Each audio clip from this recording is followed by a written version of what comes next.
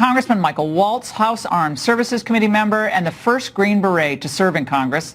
Also with me is retired Brigadier General Robert Spalding, Senior Fellow at the Hudson Institute and former Director for Strategy at the NSC, as well as Victor Davis Hanson, Senior Fellow at the Hoover Institution. Congressman Waltz, let's start with you.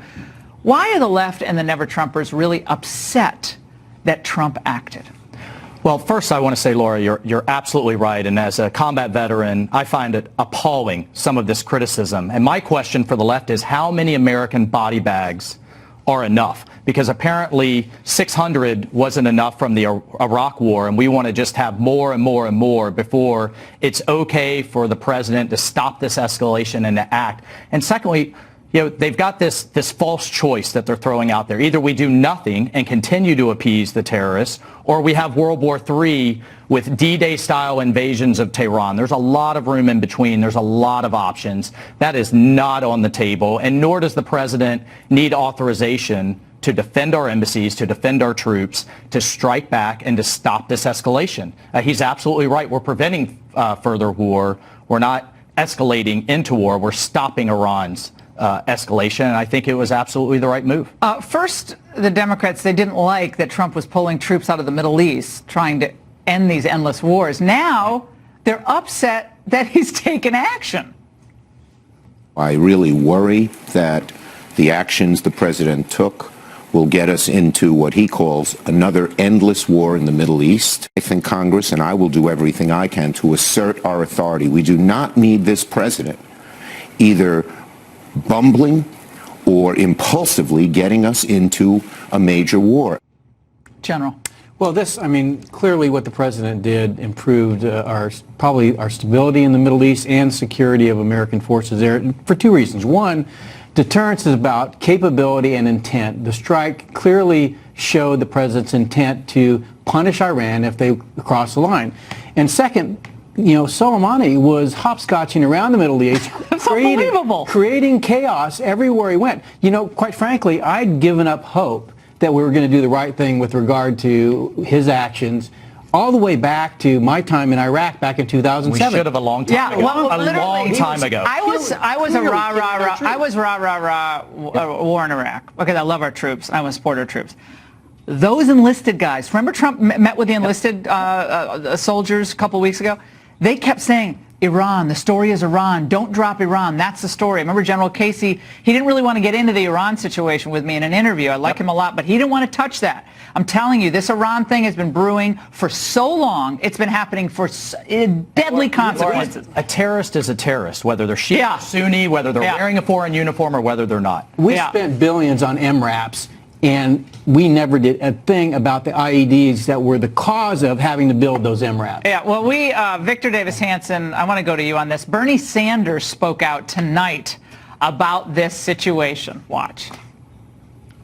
You can say there are a lot of bad people all over the world running governments. The president of China now has put 1 million people, Muslims, into educational camps. Some would call them concentration camps. But once you start this business of a major country saying, hey, we have the right to assassinate, then you're unleashing international anarchy. Victor, he also compared this to Putin's killing his dissidents. He also said that. Reaction.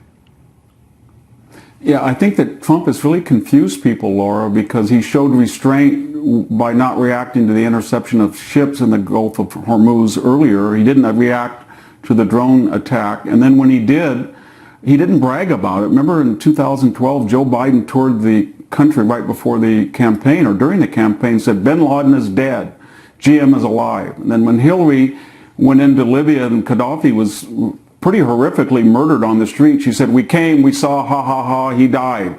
He hasn't done that. And I think what Trump, everybody understands, and this is what frustrates the Democrats, is he's got a very unique view of the Middle East. He's saying, you know what, we don't need its oil anymore. We're self-sufficient. Israel's self-sufficient in oil. The Arab Street is on our side. It's anti-Iranian, and the Palestinians have lost their global resonance. And so it's a new situation. The Middle East is not in the middle of anything anymore, and yet he's saying that in this situation with Iran, we were very patient, and now we've reestablished deterrence.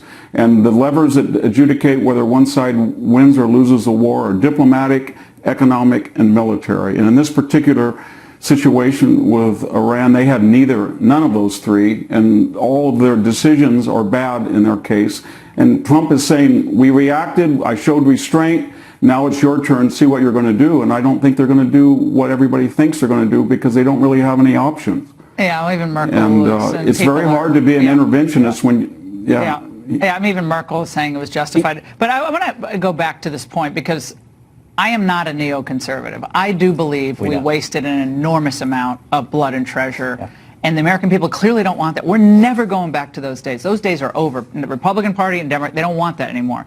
Maybe people at defense contractors want it. They make a lot of money. I understand that. But that's what not the people want. The Atlantic today, I want to read this. Title was, it's 2003 all over again, Congressman Waltz. The factors that made the Iraq War a disaster are present here. False and dubious claims, hubristic thinking, lack of foresight and planning, civilian-military divides, ideology eclipsing practical strategy. All of this means that while the Iran crisis might not be the disaster on the scale of the Iraq War, it could easily be a disaster. Your reaction to that, are we creeping into a potential long conflict with Iran? No, I don't think we are. I think this was a response to stop this series of escalations. The president's made it clear that if they escalate again, our response will be overwhelming.